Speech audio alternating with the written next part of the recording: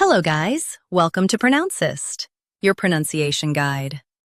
Today we will learn how to pronounce the word shown on the screen, tomato.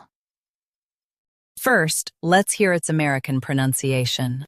Tomato. Tomato. Now, read the syllables of U.S. pronunciation shown on the screen naturally. Tomato. Tomato. Now, let's focus on British pronunciation of this word. Tomato, tomato. Now, read the syllables of British pronunciation shown on the screen naturally.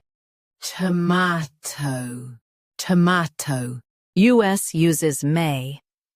UK uses ma. Don't mix them. Practice repeatedly and you'll soon be able to say this word perfectly. The best way to practice is to repeat the syllable multiple times. The meaning of the word is red edible fruit or vegetable. Try repeating this word several times to improve your pronunciation. We post daily videos on useful and commonly mispronounced words to help you speak clearly and confidently.